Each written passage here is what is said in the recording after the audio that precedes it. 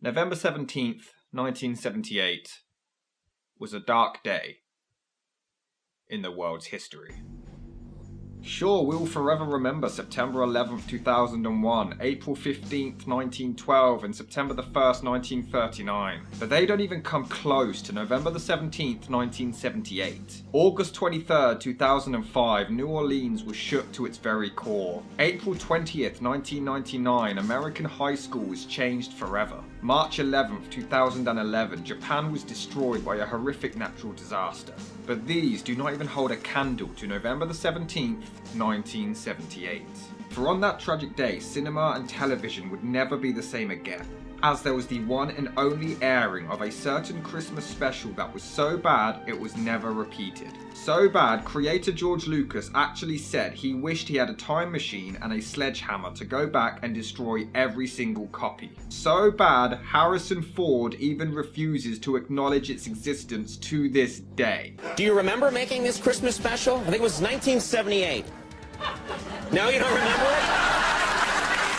Now this special, George Lucas claims to have had very little involvement in, but hey, he had the rights, so he obviously greenlit it anyway, and he actually had a lot more involvement than he wants you to believe. But we'll get to that. So yeah, you bet your ass I'm gonna blame him. It was his idea to base this entire special on a Wookie family who never speak English and celebrate the holidays together. Why do people keep letting him write films? The writers were actually really worried about this idea, but Lucas was incredibly stubborn and refused to do any other story. Yeah, this film was one that he actually fought for. Will you get on with it? In fact, people who worked on the film have admitted that Lucas was sent dailies of shooting every single day to approve or disapprove of them. So actually, he had a lot more say in it than he'd like you to believe. This special is so bad, C-3PO himself, Anthony Daniels, actually called it the horrible holiday special that nobody talks about. A film so bad, Carrie Fisher was given a copy of it as a joke by George Lucas, but she actually kept it and played it at parties to make people leave. Film critic Nathan Rabin claimed the movie must have been written and directed by an actual bag of cocaine, which is actually ironic because one of the writers, Bruce Vilanch, admitted he was on cocaine during the writing process.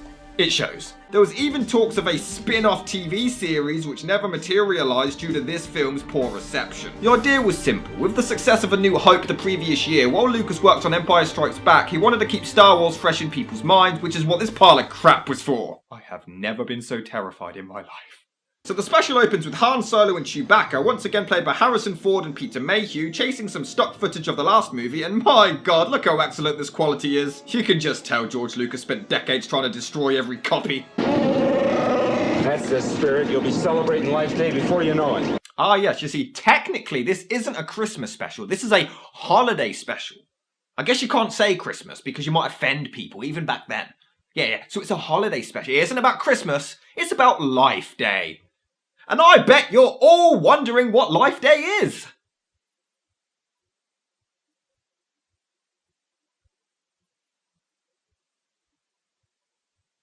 We then cut to the roll call for the entire cast. No, like, the entire cast. Yeah. They are actually listing absolutely everybody. Every single one! Just in case everybody forgot about the first film just 1 year on! Oh, and do you know why they list the entire cast of characters? Just to differentiate the Wookiees! It's the only reason, because the morons knew no one would be able to tell the difference! Anyway, we enter Kokiri Village, I mean Chewbacca's home, where his son is playing with a toy plane.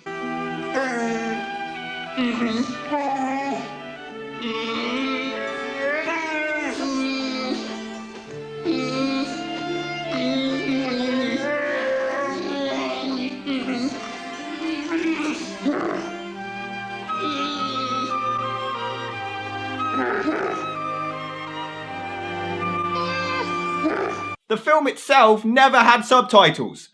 And the writers tried to urge George Lucas to not go with this, but he insisted on keeping this in. George Lucas just expected everybody to immediately know what the Wookiees are saying at all times. What was he thinking? Oh, that's good.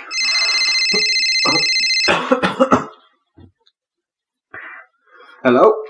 Hey, George, I'm going over this script, and don't you think the Wookiee scenes are going to be a bit hard to follow? What the hell are you talking about? And the thing is, there's no indication to know which Wookiee is which, so I constantly had to rewind to the beginning of the credits just to remind myself. It wouldn't be so difficult if it wasn't for the fact that they've specifically designed one Wookiee to look masculine and the other to look feminine, but they've got them the wrong way around. The tall one clearly looks like he would be the father, right? And the short white one the wife. But no, that's too goddamn logical for Lucas. Switch those roles up and confuse the hell out of the viewers. So from what I can gather with this dialogueless garbage of roaring that make your ears bleed within seconds, the son tries to eat some food, but the mum has a go at him for spoiling its dinner. Because this is what we all want from a Star Wars movie. I mean, didn't we all see A New Hope and think, yeah, all this action is great, but the real question is, I wonder how Chewbacca and his family had dinner plans.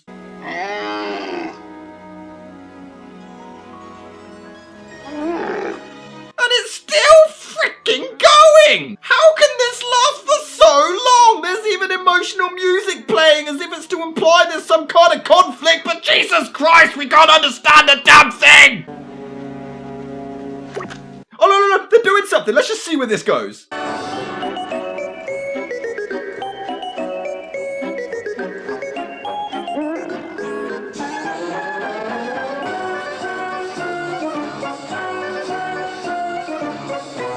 What's happening?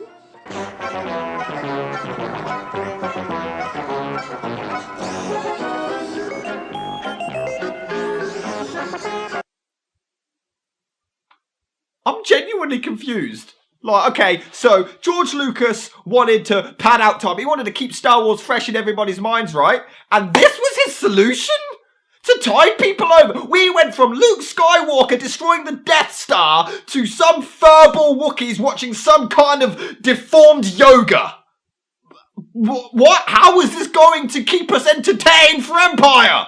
Oh, well, it's over. No! It was over! Will you stop? What's going on? This was supposed to maintain our interest for 3 years? Okay, so after, and I'm not joking, 11 minutes of nothing but growling and messed up midget gymnastics, we get a video transmission cameo from Mark Hamill, who looks like he's now from Essex with a severe case of fake tan. Yeah? Not now, R2. How does Luke understand Wookiees now? He couldn't in A New Hope. He couldn't understand R2 either, right? And not just any film could get a bad performance out of Mark Hamill, but this one can! Chewbacca? Yeah, we'll bring him to the screen. I want to say hello to him. You don't know where he is? Oh, he's not there yet. Is that it? Boy. He clearly didn't give a goddamn skunk earwax about this film, and who can blame him? Listen, I wouldn't worry about Chewbacca. I know him, and he hasn't missed a life day yet, right? Haven't you only just met Chewbacca? And I swear, this scene is entirely pointless. I mean, I guess the only purpose is to save the audience more earache by having a human deliver actual dialogue, but nothing is established except that Chewbacca and Han Solo are missing, which we already know because they're under attack elsewhere. No, it's entirely pointless. But thankfully, Art Carney shows up to also spare us some more agony. You know, it was made especially for you by a little old woman 4 planets away. She did it all by herself. In fact, you might say she did it by hand. Solo. You know, it pains me that over the years, the whole Han Solo pun has been used to death. And it kills me to know that this was probably the first ever one used. Did you laugh? Did ya? Meanwhile, Chewie's wife starts watching a cookery channel. By the way, this is Harvey Korman. Get used to him because he's in most of the movie. And he's not entertaining in any of them. Today we are going to be preparing a very succulent dish called Bantha Surprise. This is only a very hearty, nourishing dish, but it's very economical too. So all those hungry mouths in your household will be going, yummy, yum on that tummy tum. Because this is what makes Star Wars interesting. Yeah! Forget the Galactic Empire! Who wants to watch that? I want to find out how Chewbacca's meatloaf turns out! Can someone tell me what's going on? Just a little whisper of Chelto. Oh, it's looking very nice. Guess what I forgot? A bit of the calorantrum root. And it's still going. It just keeps going. Step 1, we stir the mixture. Stir, stir, stir, stir, stir, stir, stir. Stir, stir, stir, stir. Very nice. Now, step 2, while we're stirring, we also whip. So it's stir, whip, whip, whip, stir. Stir, whip, whip, whip, stir. Now, let's try it again together at an increased tempo, because precision is very important in this recipe, and we do want to have a fine consistency, don't we? So, and on the count of 1. Stir, whip, whip, whip, stir. Stir, whip, whip, whip, stir. This is Star Wars! Star Wars! Spaceships! Lightsaber fights! Ray guns! Aliens! High, fast-paced action! The best action series of all time! Great sci-fi! And we're watching a cookery channel! No, don't cut to action! I was joking! I don't want to see what makes Star Wars awesome, but with a lower budget. Go back to the boring bollocks! Say that again. This is one life they won't soon forget. What is Life Day? How do you make a holiday special, never actually tell us what the holiday special is about, just keep saying the name and expect us to care? It's a holiday special, tell us about the goddamn holiday! Anyway, the wife puts on some dancing sperm women. I am found in your eyes only. I exist for you. I am in your mind as you create me. Oh, yes. I can feel my creation. Oh, we are excited, aren't we? Are we watching Wookie porn? Now, we can have a good time. No one's having a good time. I'll tell you a secret. I find you adorable. And I find you creepy. I don't need to ask how you find me. You see, I am your fantasy. Is he masturbating? I mean, it's implied. This is Star Wars. We went from Obi-Wan Kenobi fighting Darth Vader to the death to watching Chewbacca's father having a bash. If we could only... No. This is not the time for a song. We've now got this alien porn star singing to a gerbil! Jesus Christ, this song lasts longer than I do in bed! Just get on with it! None of these scenes even connect to anything! We're 34 minutes in and all that's happened that's story related is Chewbacca and Han Solo are missing! If I had to be in this movie, I'd vanish too! Even Carrie Fisher doesn't care here! I have made the connection. You may speak now if you wish. Mala, it's so good to see you. Happy Life Day. I mean, she was battling a drug addiction at the time. Apparently everyone working on this project was. And it shows. She's terrible. But I will admit, Anthony Daniels as C-3PO is fine. He's at least giving some kind of effort. Also, how come Luke can understand Wookiees but Leia can't? What are the rules in this topsy-turvy universe? Oh, and this scene? Also entirely pointless. It's the exact same as the Luke scene earlier. She just reiterates that Han and Chewie are missing. It adds nothing but gives Carrie some awful screen time. I told you we'd make it. Did I ever let you down? Well, you made this. Also, Art Carney is so annoying! This is one of the few human characters we have to endure for this crap! He just stumbles over every few words and... Oh, by the way, while I'm finishing up here, why don't you boys take it easy, relax, put your feet up, and make yourself to home. Wookie food isn't the greatest, but I'm sure that I can whip something up in the kitchen there that we can all eat. Shut up! So this arsehole watches a monitor and sees a trippy music video with people singing into a dildo. What the hell does this have to do with Star Wars? So as Lucas celebrates his 250th birthday, the song finally finishes with this guy for some reason enjoying it. I guess somebody had to. Before Art Carney tries so desperately to be funny once more. Oh, I almost forgot. I want to leave you my card in case you need any, okay, I believe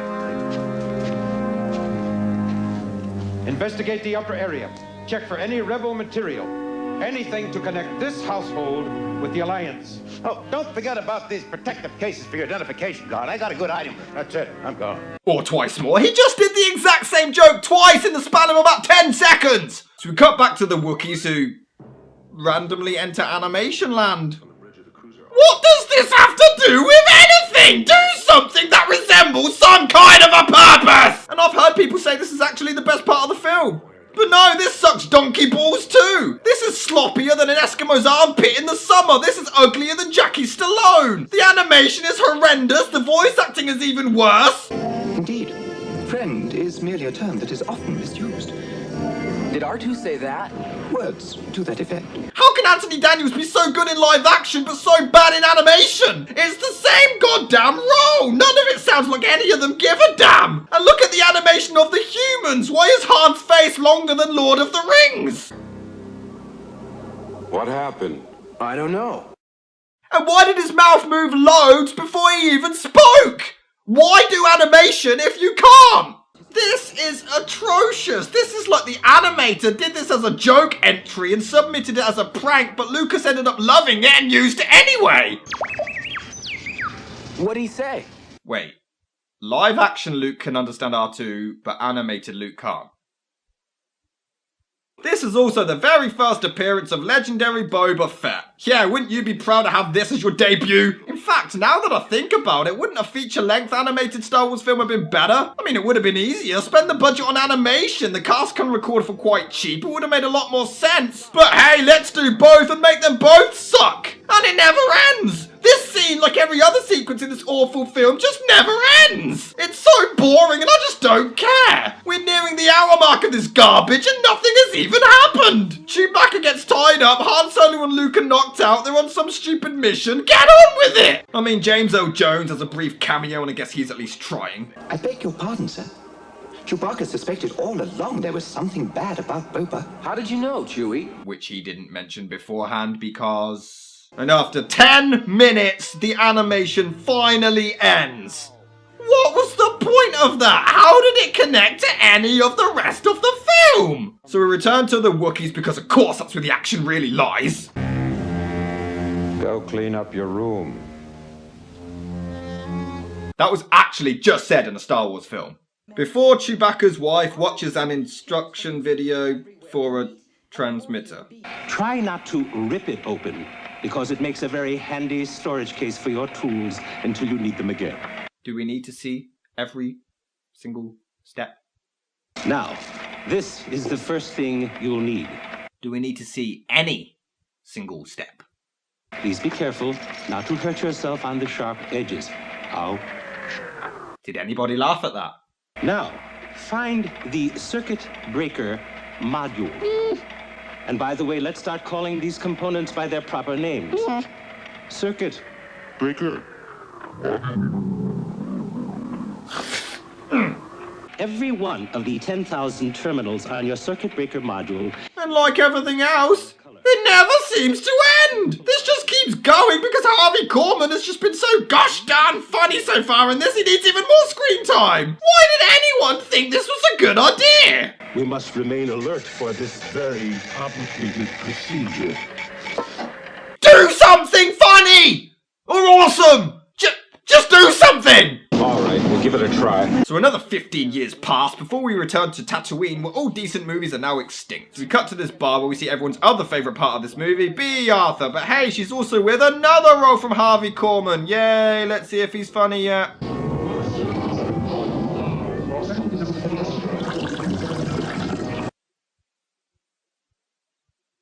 I think I just got cancer watching this. But here's the thing, I don't even enjoy B. Arthur. She's so annoying. This fast-talking, rambling crap isn't funny. It's not funny when Aunt Carney does it, and it's not funny when this old cow does it. Can we talk? Well, of course we can talk. We are talking. You're not ordering, I'm not pouring, we are not drinking, we are talking. I'm moving this to make room for a drink so that next time I say what'll it be, and you tell me, I can put it right there. So basically, the Empire are shutting down this bar. Yeah, this is now the big crisis of the film. We're 74 minutes in and they realised, oh damn, we need 15 more minutes of material. Let's throw in a random bar subplot that is also completely pointless and no one will care about. Just one more round, friend. Then homeward bound, friend. And it has another song, for the love of God, I don't care, just do something! And this one never ends too, Jesus Christ! I mean, I guess in comparison, this one isn't too bad, but it's still bollocks, and it's still trying to get me to care, but it's not gonna happen, Lucas, I'm sorry. Meanwhile, the Wookiees still wait for Chewbacca to return. Yeah, we're nearly at the end, and that's the only thing that we've established. Well, that's not exactly true. This film has also created a cause for schizophrenia. So Han shows up and meets the clumsiest stormtrooper in the world, who trips on a gun and falls faster than the TV ratings, but I can't really slate this film for it. Return of the Jedi had dumbass stormtroopers as well. So Han and Chewie finally show up, and again, Harrison clearly just does not give a damn here. It's not even like he can pretend. It's not even like he wants the paycheck. It's more like he's being held hostage. So Chewie reunites with his wife in a very sexual meeting. I had to remind myself it's his wife and not his father. I was very confused. You sure know how to make a guy feel welcome. Oh look, he's back and he's still not funny. And just when you think the movie is about to wrap up, the walking hairballs inspired Bohemian Rhapsody walk through space, because of course they do, and finally celebrate Life Day. Princess Leia gives this emotional speech, but you can tell she's clearly reading cue cards, but on the plus, at least the drugs didn't mess up her eyesight. We celebrate a day of... Oh, come on! Enough with the songs! And the worst part was, Carrie Fisher actually demanded a sing in this! So this one is entirely her fault! I know. So we get a montage of more crap going on, fade to black. Oh, come on! This is more endings than Return of the King! Okay, that's it. The Star Wars Holiday Special, is it as bad as everyone says? No! It's worse! It's painful! There's practically no plot, there's no effort, there's no charm, the jokes aren't funny, the effects are arse, the acting is a joke, the animation is horrendous, the songs are an abomination. Why do I do this to myself? Do you guys appreciate this, the pain I go through for you?